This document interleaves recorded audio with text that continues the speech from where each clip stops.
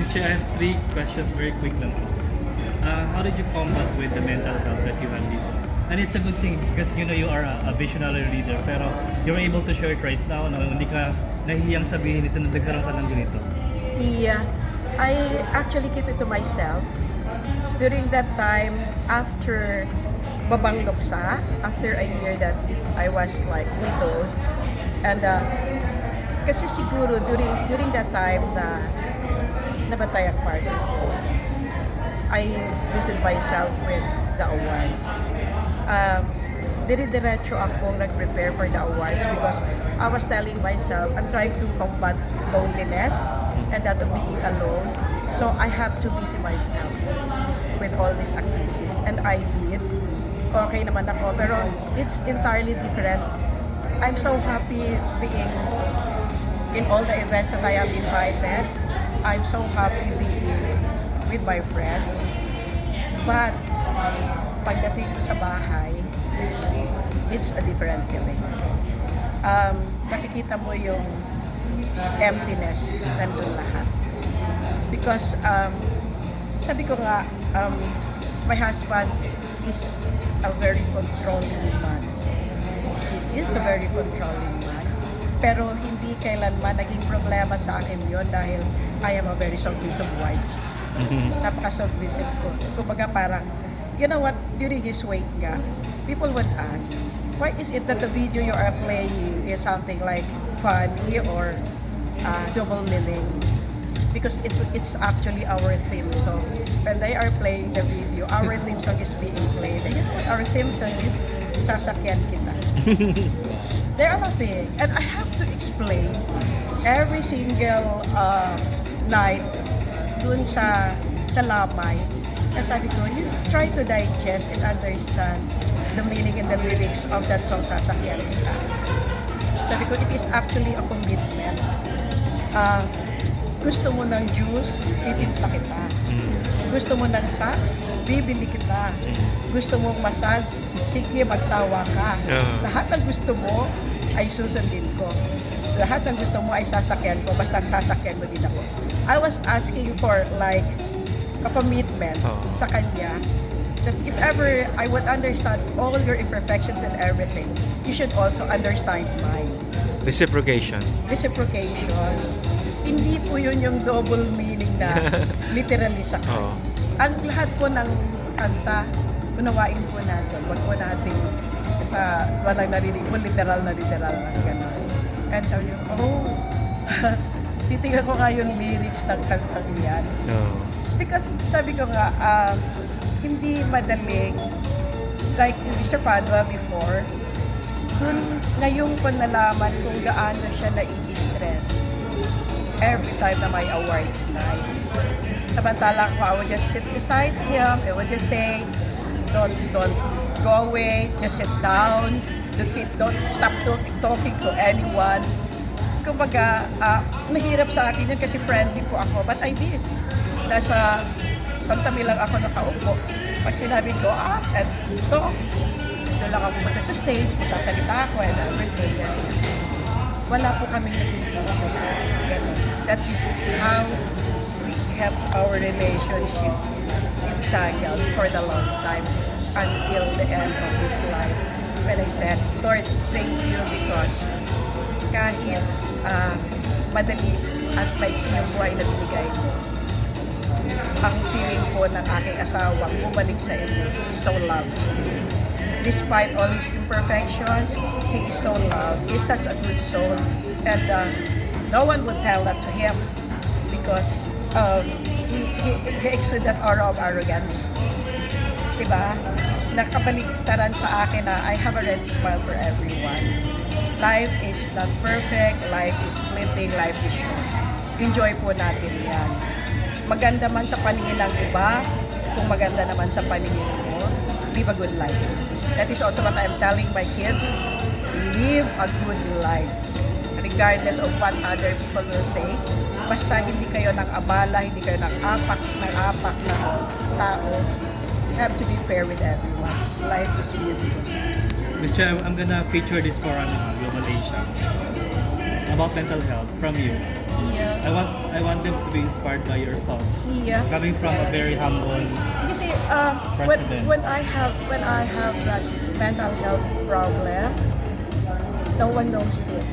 Not even my children. I would lock up myself in my room. I would start crying. Yung, alam mo ba yung iyak na walang pinanggagalingan? Hindi mo alam kung bakit. Sabi ko, I was just questioning, Lord, hindi ito ang buhay na gusto ko. Pero dinadaanan ko ito ngayon. Ano ang source ng aking mental health issue? Yung of being alone, the struggle of being alone, was going to help me. Would I tell you that I feel so alone? Anong impression ang makukuha ko sa'yo if I say, I'm so alone? Yung being alone, ikaw lang hindi naman talaga kasi ang nakakaintindi niya. Hindi yan ibibigay, to provide. No amount of words from anyone else would really conceal or heal you. Ang mental health problem, sarili natin yun. Tayo lang ang nakakaalam yun. Tayo din lang ang tutulong sa sarili natin. Which you know, during that time that I was in that, I guessed it in a ribbon cutting ceremony na ang mga nandun, puro mga doctors. And then I was talking to one of the doctors. Tapos trying to do a very casual conversation. You know what he said? Sabi niya, you know, Miss Che, you are undergoing depression. Sinabi niya sa akin yun. Sabi ko, how did you know? Sabi niya, I can feel it at nararamdaman ko sa mga sagot ko sa mga tanong ko. I think you need a professional help. Tingumiti ako, sabi ko, wait lang. Sabi ko, I cannot stay for long. I cannot stay for long. I have a meeting with Randy Santiago regarding Famas by 4 o'clock. It's 4 o'clock and they've been waiting for me. I'll go back. Okay, sabi niya, take this. Binigyan ako ng antidepressant tablet. You need professional help. Because what you are doing, sabi niya, yung problema mo, dinaan mo sa work. Sabi niya, it's just like pako na nakatanim sa ulo mo, na tinatambakan mo lang ng problema. Every day, andun lahat yung activities mo, yung pako, baon ng baon. Tuwing mauuga yan, babaon. It's all there. Sabi niya, you have to take an antidepressant tablet. Gladly, kinuha ko naman and I have one. I took it. Tapos, I went straight to my Miss Che, where are you? Andito na si blah blah blah. Sabi niya, dito si nag-antay sa yeah, okay, I'm coming. Sabi ko, I took an antidepressant tablet. You know what, pagdating ko doon, no one from Famas ever did. Bakit ka nag-antidepressant? No one asked me. So what would I tell them? I'm not being asked. How would they know that I am into that stage already? Because no one is interested. That is, kumbaga parang, sana man lang may nagtanong isa. Bakit nag-antidepressant ka? Ano ba nangyayari sa'yo? Yun ang inaantay ko. Yun yung sinasabi natin na sa mental health problem, may mga denial thing ang mga tao. Na if you are the one closest to me, at least you would ask me, why, what's wrong with you? Why do you have to take antidepressant tablet? No one did. Kaya may mga cases ng kasi nobody cares. Nobody cares. One, it's not naman na siguro nobody cares. Two, it may be something about that's too personal for us to ask you. Considering that nakikita ka namin na you are a strong woman. Very strong. But how would you say, even a strong woman, kailangan din tap. Hey, how are you? Kasi pagdating mo, very strong ka, di ba? They would always presume na okay ka. Na ang tibay-tibay mo, na ang galing-galing mo. Pero at the back of your mind, you are also waiting for someone who just stop you at the back. How are you? Never ka makaka-receive na, kumusta ka na? Kasi iba ang dating mo. Iba ang dating mo. Kumbaga parang, how would you say, how are you?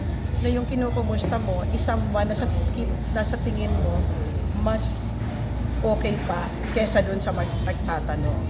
Yun ang mali. Kaya, wag natin pong ipagkait ang simpleng kumusta ka? How are you doing? Are you okay?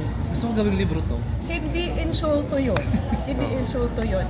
It's care. Co-author tayo. What am I doing? Yeah. Bakit hindi ko inilalabas yung mga ganong ano? Because no one asks. What is it to me? That is what I call also self-love. Na I won't affect you with anything negative. Hindi kita kailanman. Kasi unless you get into a situation like what I have, that's the only time you will understand. Hindi mo din naman mauunawaan yan kahit sabihin ko sa'yo, hoy, alam mo ba ganito, ganyan. Ito pa, who knows this? Who knows this? When I was at that depression stage in 3 months, I had an accident. I was kissing my dog. My Labrador is very close to me. Parang that day, nagagalit siya. Sabi niya, no problem. Pag kiss ko ganyan, sinalubong niya. Ay, Sabog yung uso. Oo, man. 2/3 of my is sabog. Hindi ko Kasi- mahalata. Ayun, no? Tinamaan niya. Meron, no? Pag ano.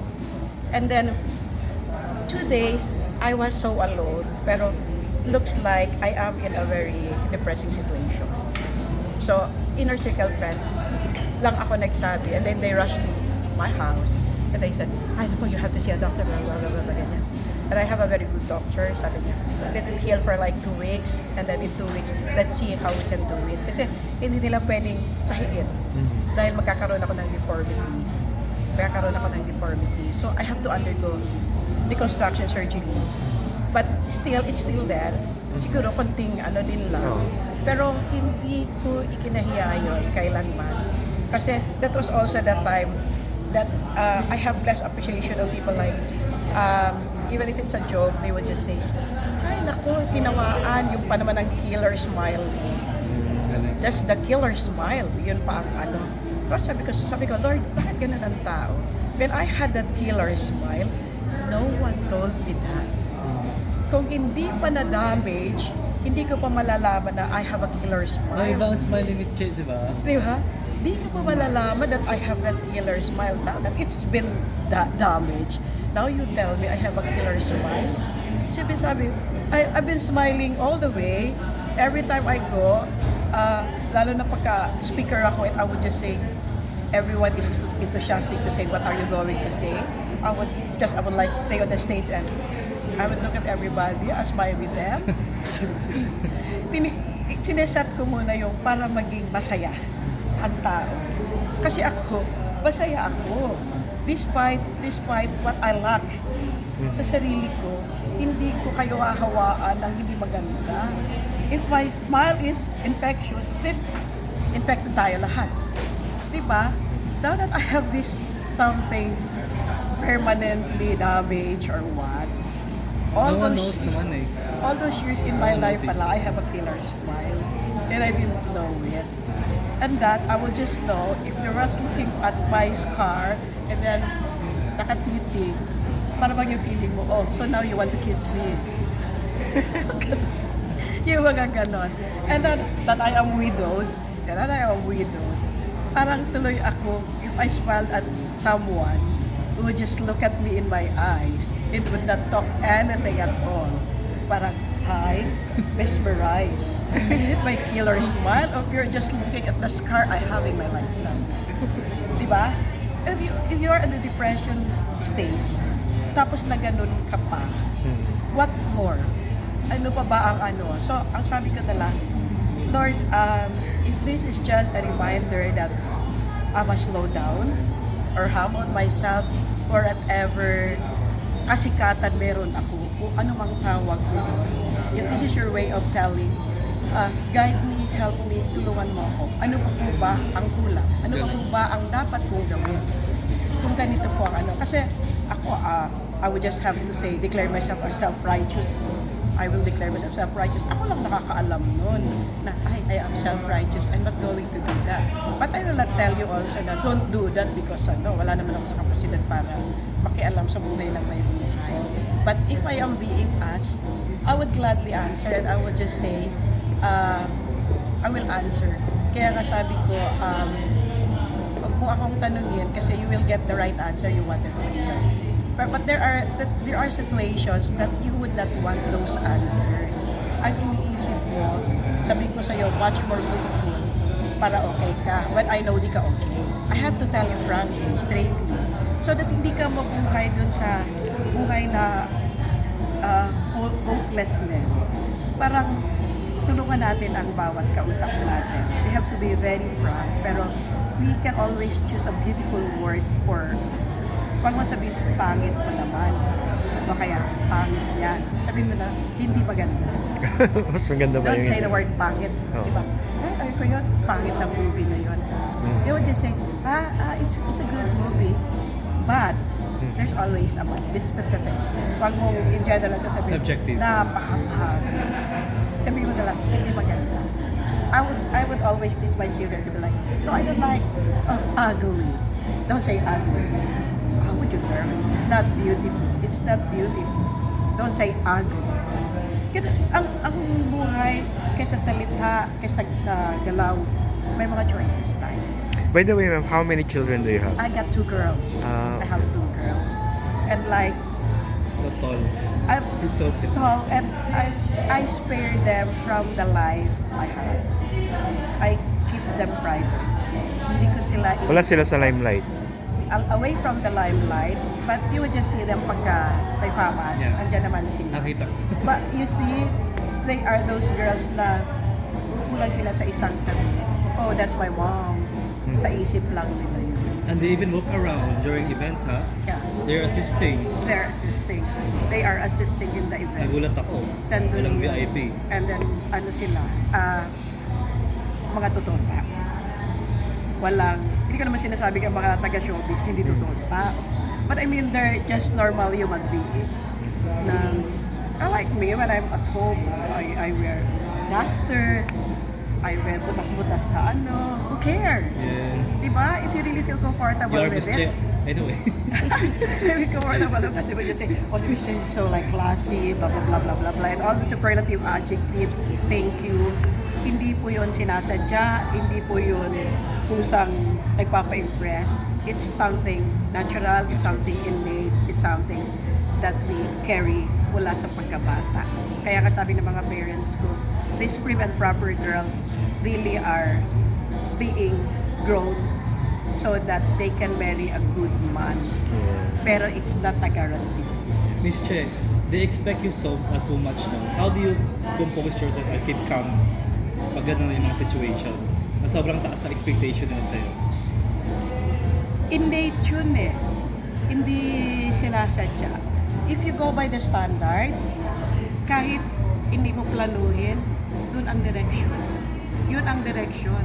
If you go lonely, and yet you still have that classic thing and everything, people will just look at it. Kumbaga parang sinasabi nga natin, you only get a good impression for 3 or 5 seconds. You will never have a second chance. So what I'm saying here, what I'm telling my children and my inner circle friends and the students that really really have the chance to be with me, I would just tell them, go and achieve. So that if you are an achiever, anywhere you go, you don't have to introduce yourself. I would tell them, go and achieve. Even my kids, go and achieve. Live a good life, achieve, so that when you are an achiever, any place or anywhere you go, you don't have to introduce yourself. Kilala ka. Number 18 yun. Okay, yan.